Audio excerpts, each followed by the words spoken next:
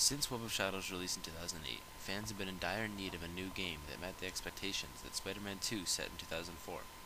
The Amazing Spider-Man not only fulfills these expectations, but in my opinion shatters them, creating an overall better game. Though the game does have some flaws, the feats of the game greatly outweigh them and you soon forget about them altogether. Beenox delivers an experience like no other, where they fulfill their promise that you do not play as Spider-Man, but rather become Spider-Man while playing. Swinging throughout the city is extremely fun with the new mechanics. The camera close to your back and the motion blur really add to a true feeling of momentum as you zip through Manhattan. Though the webs do not actually attach to buildings, you do need to be relatively close to something to latch onto. Though it is more realistic to latch onto the buildings, it would also impede the momentum-based swinging that Beenox has now introduced. To top it all off, the animations, not only for swinging, but also for fighting and just about everything else, are straight out of the comics, giving it a more true-to-the-comic feel. The original story presented in The Amazing Spider-Man takes place only days after the events depicted in the movie. It is not only compelling, but also has many references to various other famous franchises and people, such as World of Warcraft, Teenage Mutant Ninja Turtles, and even Stan Lee himself. One of my personal favorites was during the boss battle against Vermin, a large rat cross-species.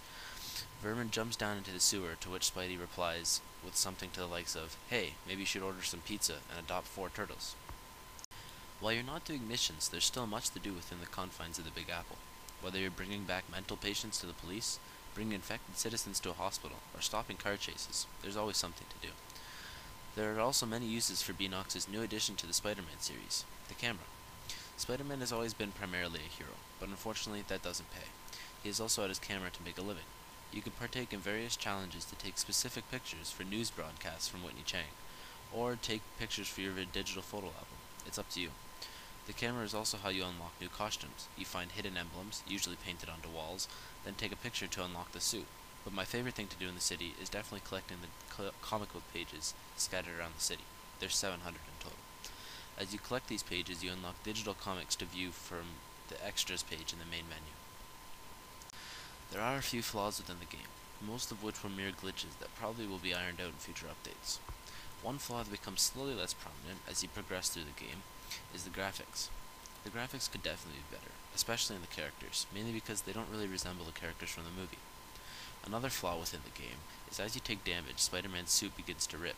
As much as this is a very good idea, the suit doesn't really rip dynamically. For example, if you get shot by something in the chest, you may get some rips on your back. It doesn't really make sense.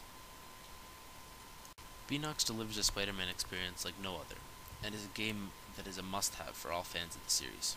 I thoroughly enjoyed this game, and though I beat it in about 12 hours of total gameplay, it is one of the few games I can say that I'll definitely be able to replay. My final verdict, 8.8 out of 10.